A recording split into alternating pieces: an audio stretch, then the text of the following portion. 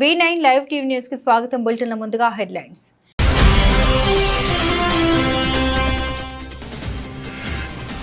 జర్నలిస్టులను ఉద్దేశించి సీఎం రేవంత్ రెడ్డి ఆసక్తికర వ్యాఖ్యలు. తాను అందరికీ నచ్చుకపోవచ్చు, కానీ తన హోదాకైనా గౌరవం ఇవ్వాలి కదా అంటూ వ్యాఖ్య.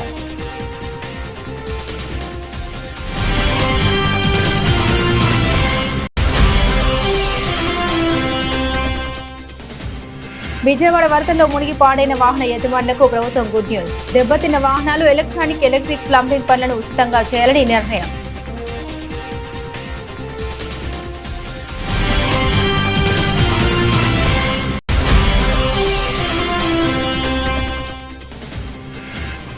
హైదరాబాద్ సిపిగా బాధ్యతలు స్వీకరించిన సివి ఆనంద్. లా అండ్ ఆర్డర్పై కఠినంగా వ్యవహరిస్తామని స్పష్టం.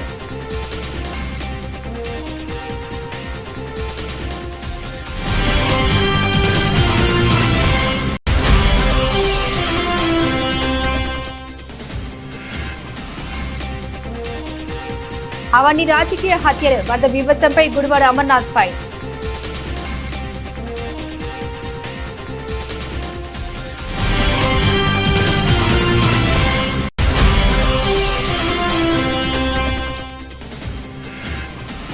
భారీ వర్షం బీభత్సం. ఉత్తర కోస్తా ఆంధ్రలో రెడ్ అలర్ట్.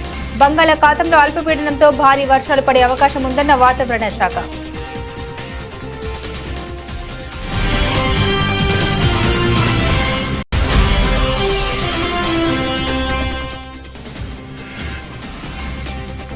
ముగిసిన పారా ఒలింపిక్స్ పోటీలు. కొత్త చరిత్ర లిఖించిన భారత అథ్లెట్లు.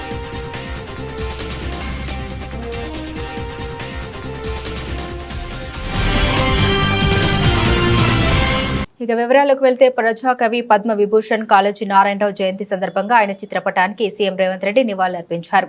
ఈ సందర్భంగా సీఎం మాట్లాడుతూ బతుకంతా తెలంగాణ కోసమే అర్పించిన అక్షర తపస్వి కాళోజీ అని కీర్తించారు. తెలంగాణ ఉద్యమంలో కాళోజీ స్ఫూర్తి ఇమిడి ఉందని పేర్కొన్నారు.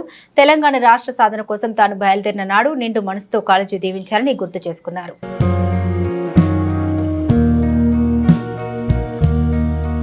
విజయవాడ వాసులకు కూటమి ప్రభుత్వం గుడ్ న్యూస్ తెప్పబోతోంది. వరదల్లో దెబ్బతిన్న మునిగి పాడిన వాహనాల మరమ్మతులకు అయ్యే ఖర్చులో కొంత భరించాలని ప్రభుత్వం యోచిస్తున్నట్లు ముఖ్యమంత్రి చంద్రబాబు నాయుడు తెలిపారు.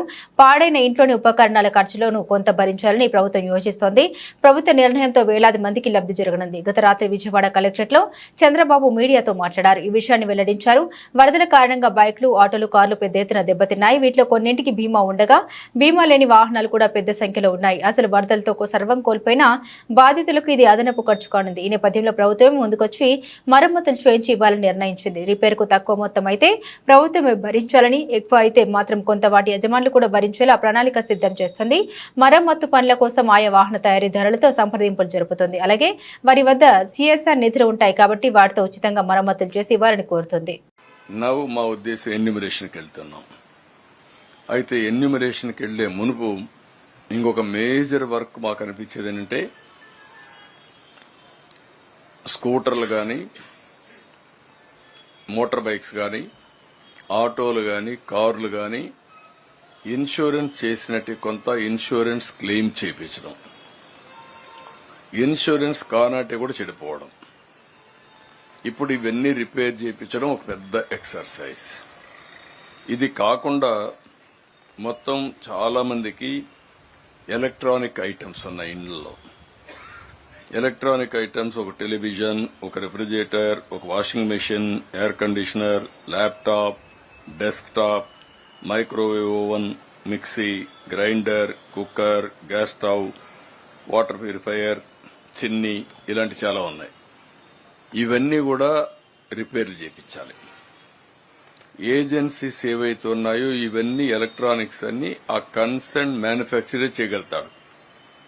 వాళ్ళ ప్రిస్క్రైబ్డ్ మెయింటెనెన్స్ ఇంజనీర్లే ఉంటారు, ఆ వర్కర్స్ ఉంటారు. వాళ్ళందరితో మాట్లాడుతున్నాం. ఇంకొక పక్కన పెద్ద ఎత్తున ఈరోజు చాలా కార్యక్రమాలు. ఈరోజు మీరు చూస్తే ఒక ఎలక్ట్రికల్ ఉన్నాయి, కొన్ని సాచెట్స్ ఇలాంటివన్నీ ఇదే అయిపోవడం. ఎలక్ట్రీషియన్ కావాలి, ఫీజులు పోవడం, అన్ని ప్లంబర్స్, ఇంకొక పక్క పెయింటర్స్, కార్పెంటర్స్, ఇలాంటి చాలా ఉన్నాయి. వాళ్ళందరికీ అర్బన్ కంపెనీని పెట్టాం. అర్బన్ కంపెనీలు యాడ్ చేశాం. మేము వీళ్ళందరినీ అవైలబిలిటీలో పెట్టాం. గ్యాస్ ఉంది, గ్యాస్ కంపెనీసే చేయగలుగుతాయి. మళ్ళా ఆ గ్యాస్ కంపెనీ సంబంధించిన మెయింటెనెన్స్ చేసే వాళ్ళందరినీ మెకానిక్స్ ని పంపించాలి. ఆ స్పేర్ పార్ట్స్ కూడా వాళ్లే ఇవ్వాలి. ఎలక్ట్రానిక్స్ గానీ స్టవ్లకు గానీ ఆ గ్యాస్ కంపెనీసే పెట్టాల్సిన అవసరం వస్తుంది. అవి కూడా వర్కౌట్ చేస్తున్నాం. ఇవన్నిటికీ రేపు ఫుల్ స్వింగ్ లో మోటార్ వెహికల్ ట్రాన్స్పోర్ట్ కమిషనర్ చెప్పాను. కొన్ని వాళ్లకు ఎక్కడైతే ఆ కంపెనీ ఆథరైజ్డ్ డీలరే ఉంటాడు, ఆథరైజ్డ్ మెకానిక్ దగ్గర పోతేనే క్లెయిమ్స్ వస్తాయి. కొన్ని వీళ్లకు నమ్మకం ఉండే వ్యక్తులున్నారు.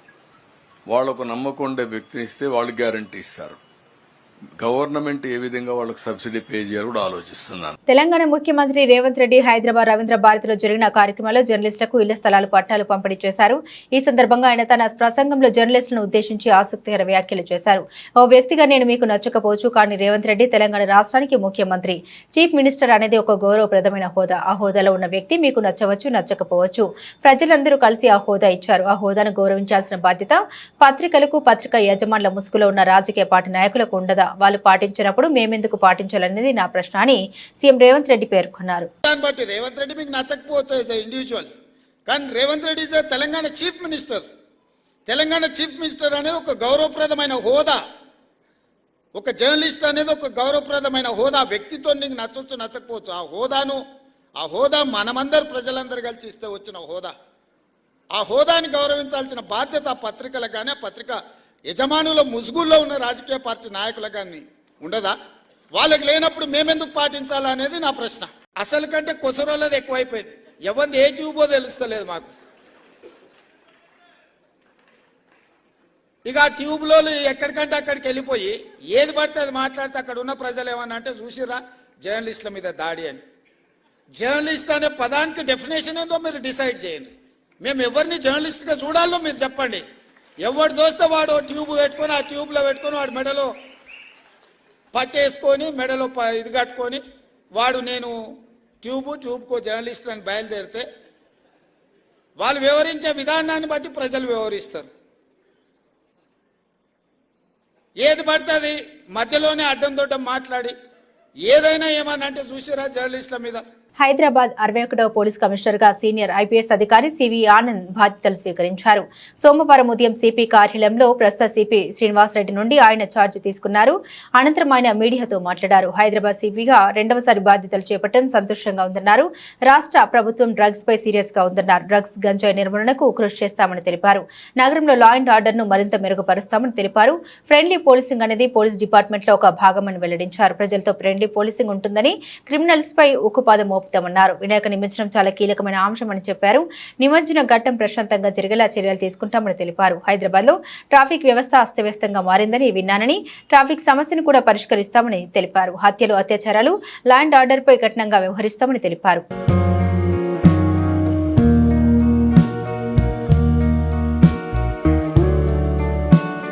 ఎన్నికల్లో ప్రజలకు ఇచ్చిన హామీలను అమలు చేయకపోవడం పట్ల ప్రజల్లో వస్తున్న వ్యతిరేకతను దారి మళ్లించేందుకు హైడ్రా పేరుతో కాంగ్రెస్ ప్రభుత్వం హైడ్రా అమలాడుతోందని కేంద్ర హోంశాఖ సహాయ మంత్రి మండిపడ్డారు.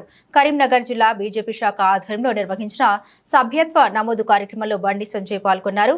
దేశం కోసం, సమాజం కోసం పనిచేసే ఏకైక పార్టీ బీజేపీ మాత్రమేనని, 18 కోట్ల సభ్యత్వ నమోదు చేసి ప్రపంచ రికార్డు సృష్టించిన పార్టీ బీజేపీ అని తెలిపారు. ఈసారి మరో 10 కోట్ల మందిని సభ్యులుగా చేర్చాలని హైకమాండ్ నిర్ణయించిందని అన్నారు. గత కొద్ది రోజులుగా హైడ్రా వ్యవహరిస్తున్న తీరును చూస్తుంటే విశ్వాసం పోతుందన్నారు. సామాన్యుల్ని కూడా ఇబ్బంది పెడుతున్నారని ఆగ్రహం వ్యక్తం చేశారు. కాంగ్రెస్ పార్టీ ఇచ్చిన హామీ నెరవేర్చలే. ఇలా భరోసా, రైతు భరోసా మీద గాని, రుణమాఫీ మీద గాని, ఇవాళ బోనస్ విషయంలో గాని ఇలా ఎక్కడ కూడా కాంగ్రెస్ పార్టీ 2,500 రూపాయలు మహిళలకు ఇస్తున్నారు, తులం బంగారం ఇస్తున్నారు, స్కూటీలు ఇస్తున్నారు, నోటిఫికేషన్ ఇస్తున్నారు, ఆసరా పెన్షన్స్ ఇస్తున్నారు, రేషన్ కార్డు ఇస్తున్నారు. ఇవి ఇవ్వకుండా ఈ అన్ని దృష్టి మళ్లించడానికి హైడ్రాని స్టార్ట్ చేశారు. హైడ్రా పెద్దోళ్ళని కొట్టడానికి మేము వ్యతిరేకం కానే కాదు, కానీ పేదలకు కొట్టే ముందు ఆలోచన. టీవీ చూస్తుంటే ఏడుస్తారు ఒక్కొక్కరు వచ్చి. పేదలు కిరాయికున్నాడు కనీసం నోటీస్ ఇవ్వకుండా కిరాయికున్నాలను, కిరాయికి ఏం చెప్పనా, ఇక కిరాయికున్నాడు పర్మిషన్ ఉందా, ఇది హైడ్రాలు వస్తుందా, ఇది చెరువులు ఉన్నదా, ఇది నిషేధ ప్రాంతంలో కట్టినా కిరాయి తీసుకుంటాడా? కిరాయాలు. అరే నువ్వు ఓనర్ కొట్టు, ఎవరితో పైసలు కొట్టు, ఎవరిద్దరు పెద్దలు మొత్తం వద్దాం ఏమన్నా. కిరాయికున్నోళ్ళు ఈ షాప్ లో సామాన్ ఉంటే అర్ధరాత్రి వచ్చి జేసీబీతో కొడుతుండే ఏడుతున్నారు. నేను పెట్రోల్ పట్టుకున్నారు. నేను కిరాయి ఏం పాపం చేసిన కిరాయి ఏడుస్తాడు, ఇల్లు చేస్తాడు. నువ్వు చెప్పవుతాడు ఖాళీ చేయమని చెప్పు, ఖాళీ చేస్తాడు. ఖాళీ చేసుకునే అవకాశమే. వాడు పొట్ట కూటి కోసం వ్యాపారం చేసుకుంటే అర్ధరాత్రి వచ్చి కిరాయాలను ఇలా జేసీబీలో కొడితే ఇదెక్కడ హైడ్రా మీద మంచి విశ్వాసం పోతుంది. ఇలా ప్రభుత్వం వ్యవహారం వల్ల మొన్నటి వరకు హైడ్రాకు సపోర్ట్ చేసే వాళ్ళు కూడా వ్యతిరేకించే పరిస్థితి ప్రభుత్వమే కొన్ని తీసుకునేది. వాళ్ళ ఎస్ నేను సపోర్ట్ చేసిన హైడ్రాక్, ఇప్పుడు సపోర్ట్ చేసిన హైడ్రాక్ నేను. కానీ పెద్దోళ్ళు కొట్టు, కిరాయికున్న పేదలను కొడితే వాడు ఎక్కడ చూడాలి? అరే ఇల్లు జాగాలు కొనేటప్పుడు ఇల్లు కొనుక్కున్నప్పుడు ఏం చేస్తామన్నా? రిజిస్ట్రేషన్ డాక్యుమెంట్స్ ఉన్నాయా? వాళ్ళకు ఉన్నాయి. లింక్ డాక్యుమెంట్స్ ఉన్నాయా? వాళ్ళకు ఉన్నాయి. మున్సిపల్ గ్రామ పంచాయతీ పర్మిషన్ ఉందా? వాళ్ళకు ఉంది. ఓనర్షిప్ సర్టిఫికేట్ ఉందా? ఉంది. హౌస్ నంబర్ ఉందా? ఉంది. మీటర్ ఉందా? ఉంది.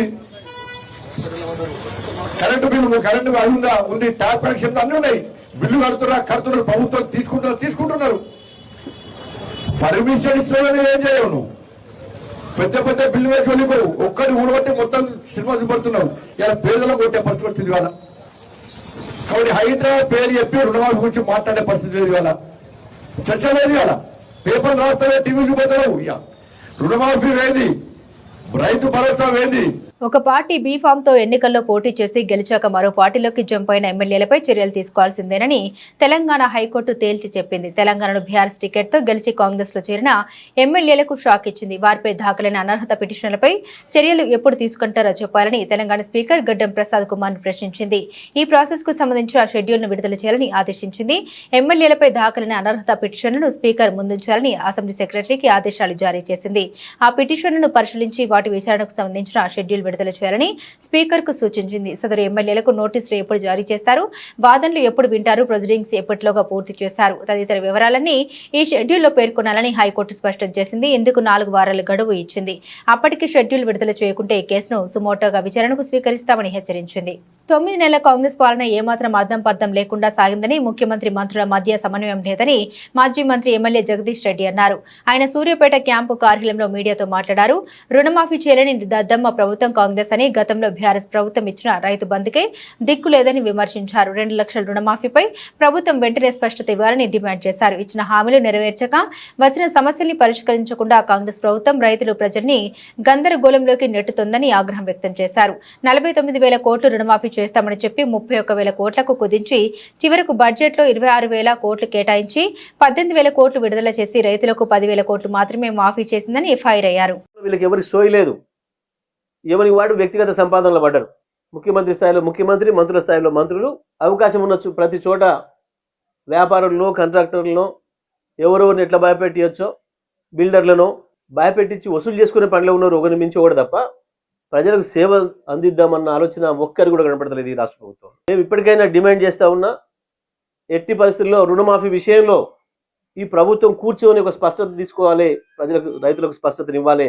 మిమ్మల్ని నమ్మి 2 లక్షల రూపాయల రుణమాఫీ చేస్తారని, 15,000 రూపాయల రైతు భరోసా ఇస్తారని నమ్మి పూర్తిగా వ్యవసాయ ప్రాంతం రైతాంగమే మీకు ఓట్లేసే అవకాశం ఇచ్చారు. మిమ్మల్ని గెలిపించింది మొత్తం రైతాంగమే. రైతులు ఉన్న చోట, వ్యవసాయం ఉన్న చోటనే మీరు గెలిచిండ్రు.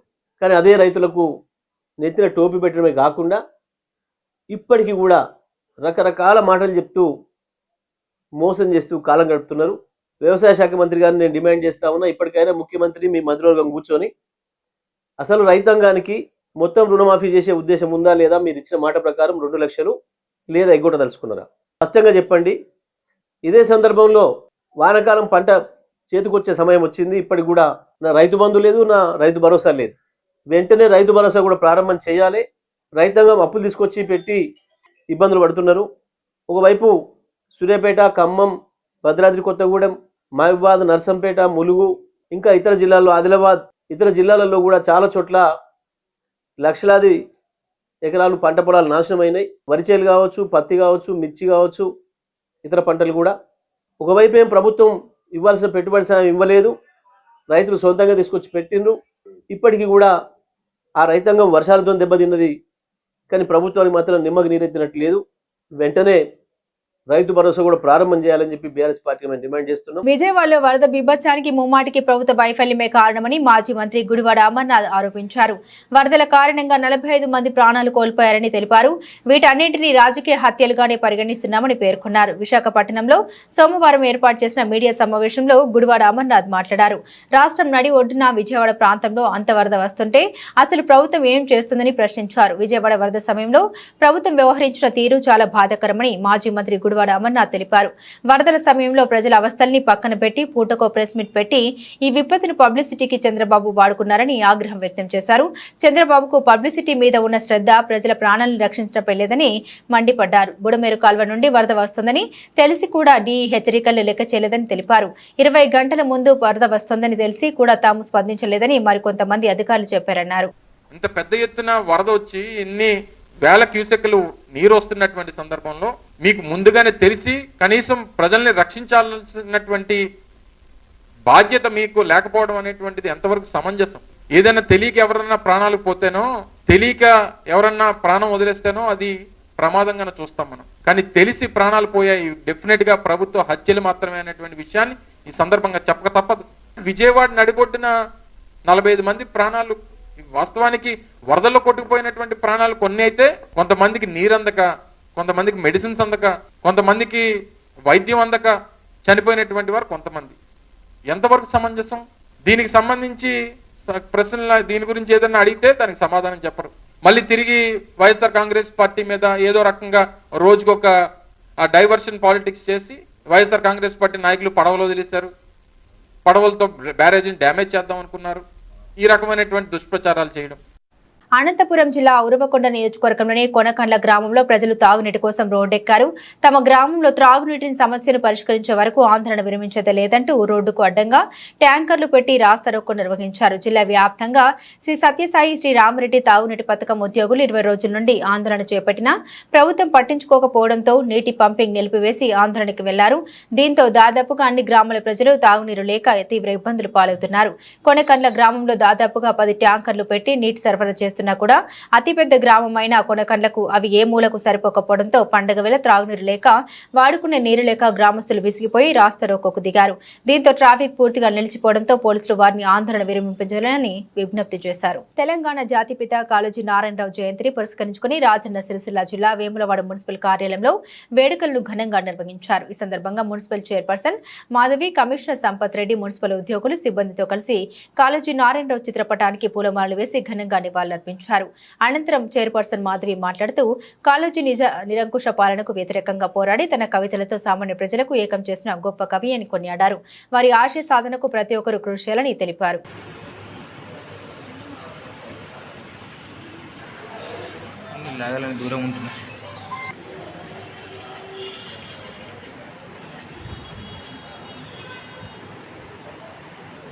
ఈరోజు కాళోజీ నారాయణరావు గారి జయంతిని పురస్కరించుకొని మున్సిపల్ కార్యాలయంలో వారికి నివాళులర్పించడం జరిగింది. మరి వారు నిరంకుశ పాలనకు వ్యతిరేకంగా పోరాటం చేసి ప్రజాస్వామ్యంలో ప్రజల వైపు నిలిచి మరి వారి కవితల ద్వారా మరి సామాన్య హృదయాలను ఏకం చేసినటువంటి గొప్ప కవి కాళోజీ గారు. అంతేకాకుండా ప్రత్యేక రాష్ట్ర సాధన కోసం మరి వారి కవితలు ఎంతగానో ప్రభావితం చేశాయి. మరి పుట్టుకనిది, చావునిది, బతుకంత దేశానికి అని రాయటమే కాదు, వారు ఆ మాటలను పూర్తి సార్థకత ఇచ్చినటువంటి గొప్ప కవి కాళోజీ నారాయణరావు గారు.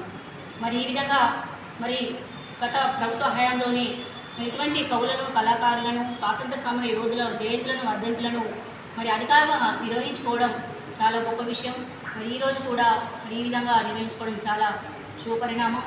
అంతేకాకుండా మరి వారి కవితలను, వారి ఆశయ సాధనకు ప్రతి ఒక్కరు కూడా యువత నడుచుకునే సందర్భంగా తెలియజేసుకుంటూ మరి కార్యక్రమంలో పాల్గొంచుకున్న పెద్దలందరూ కూడా ప్రత్యేకమైన ధన్యవాదాలు. మున్సిపల్ స్టాఫ్కి, గౌరవ కమిషనర్ గారికి, సిబ్బంది అందరూ కూడా ధన్యవాదాలు తెలియజేస్తాము. పెద్దపల్లి జిల్లా కేంద్రంలో తెలంగాణ ఉద్యమకారుల ఫోరం యాత్ర పెద్దపల్లి కలెక్టరేట్ నుండి అమరవీరుల స్తూపం వరకు జిల్లా పరిసర ప్రాంతాల్లో ఉన్నటువంటి ఉద్యమకారులు హాజరై బైక్ ర్యాలీ వాహన ర్యాలీతో జై తెలంగాణ నినాదాలతో మారుమోగాయి. ఈ యాత్రకు తెలంగాణ ఉద్యమకారుల ఫోరం రాష్ట్ర చైర్మన్ డాక్టర్ సీమా శ్రీనివాస్, జిల్లా చైర్మన్ గుండెటి ఐలయ్య యాదవ్ పాల్గొన్నారు. ఈ సందర్భంగా రాష్ట్ర చైర్మన్ మాట్లాడారు. తెలంగాణ ఉద్యమకారుల యొక్క ఆర్థిక స్థితిగతులు, సామాజిక స్థితిగతులపై కాంగ్రెస్ పార్టీకి పూర్తి అవగాహన ఉంది కనుక గ్రహించి తెలంగాణ ఉద్యమకారులకు ఆత్మగౌరవం కోసం కాంగ్రెస్ పార్టీ మేనిఫెస్టోలో పెట్టిన విధంగా ప్రతి తెలంగాణ ఉద్యమకారునికి 250 గజాల భూమితో మరియు ఉద్యమకారుల ఆత్మగౌరవం ప్రభుత్వం త్వరగా నిర్ణయం తీసుకోవాలని కోరడం జరిగింది. అలాగే ఉద్యమకారుల సంక్షేమానికి వారికి ప్రతి నెల పెన్షన్ విధానాన్ని ప్రవేశపెట్టాలి రాష్ట్ర ప్రభుత్వం కోరారు. ఈ కార్యక్రమంలో తెలంగాణ ఉద్యమకారులు పాల్గొన్నారు. ఎన్ని చిత్రహింసలు పెట్టినా మొక్కవని ధైర్యంతో పోరాటం చేసి జవాబిచ్చుకుంటా మేము ఉద్యమం చేసి తెలంగాణ రాష్ట్ర ఏర్పాటులో క్రియాశీలక పాత్ర పోషించిన బిడ్డలం మేము.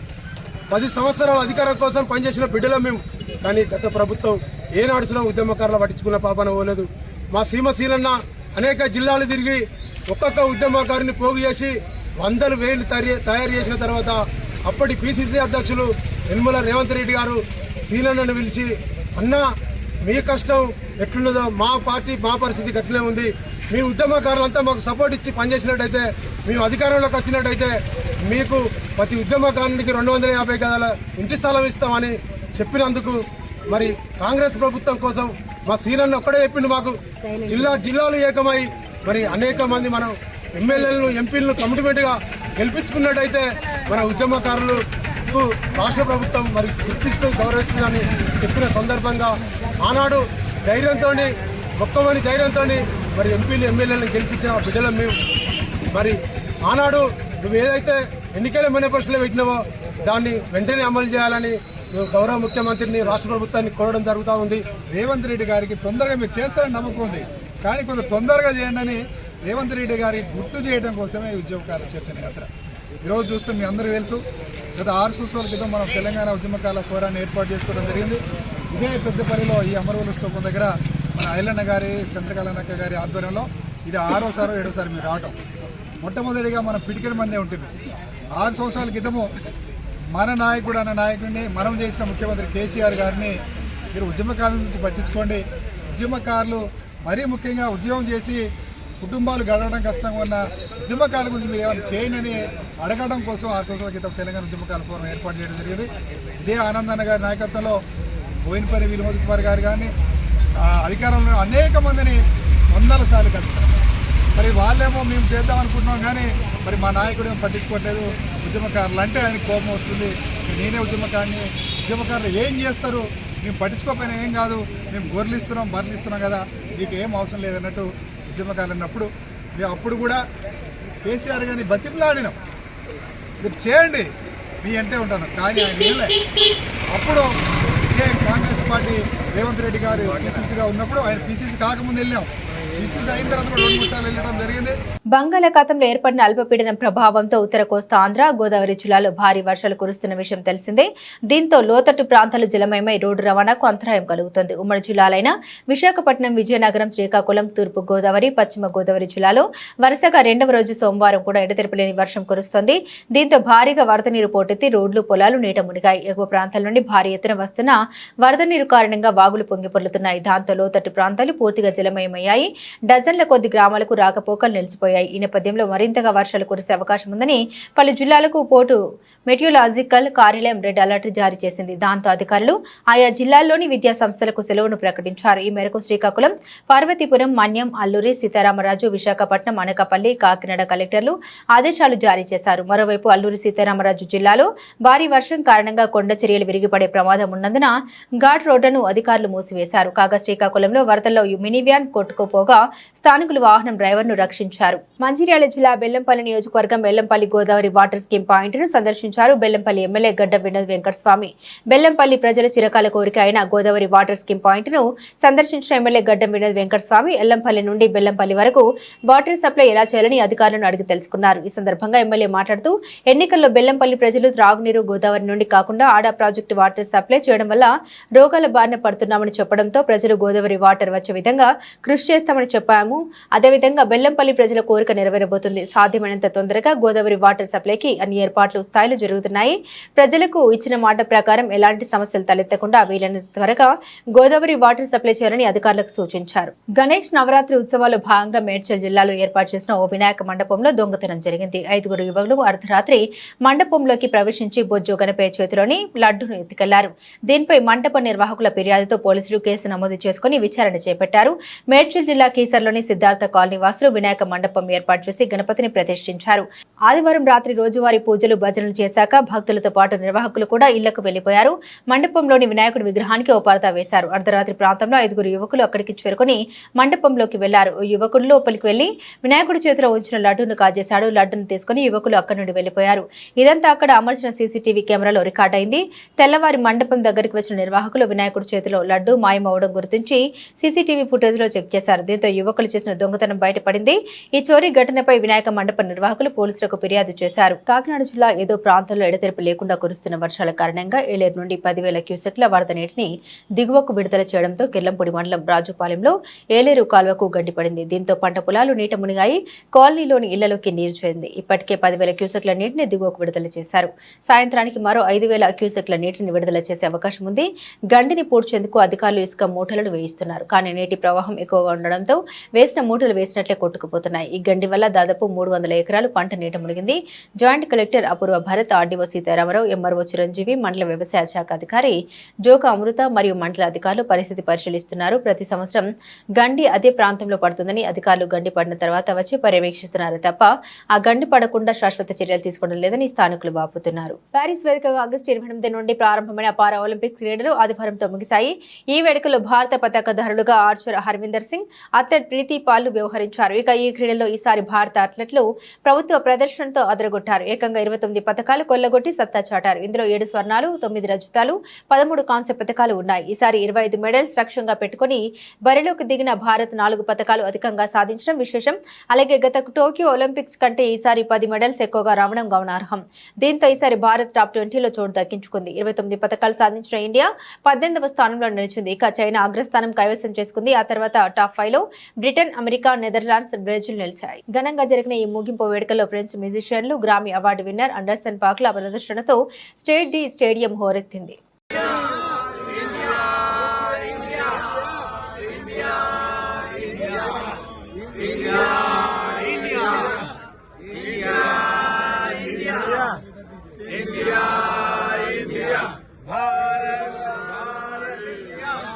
బులెటిన్ ముగించే ముందు హెడ్లైన్స్ మరోసారి.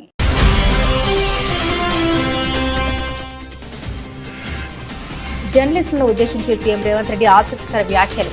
తాను అందరికీ నచ్చుకపోవచ్చు, కానీ తన హోదాకైనా గౌరవం ఇవ్వాలి కదా అంటూ వ్యాఖ్య.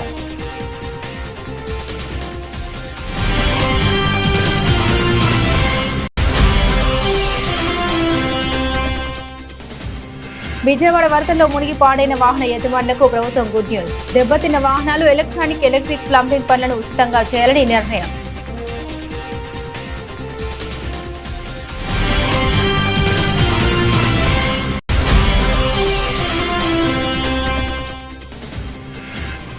హైదరాబాద్ సిపిగా బాధ్యతలు స్వీకరించిన సివి ఆనంద్. లా అండ్ ఆర్డర్పై కఠినంగా వ్యవహరిస్తామని స్పష్టం.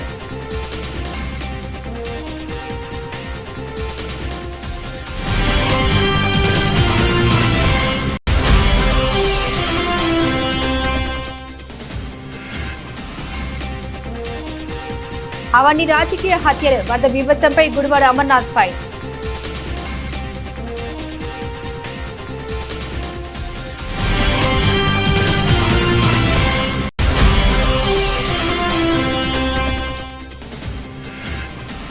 భారీ వర్షం బీభత్సం. ఉత్తర కోస్తా ఆంధ్రాలో రెడ్ అలర్ట్.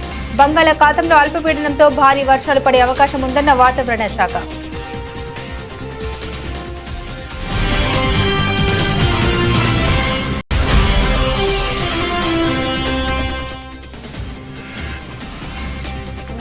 ముగిసిన పారా ఒలింపిక్స్ పోటీలు. కొత్త చరిత్ర లిఖించిన భారత అథ్లెట్లు.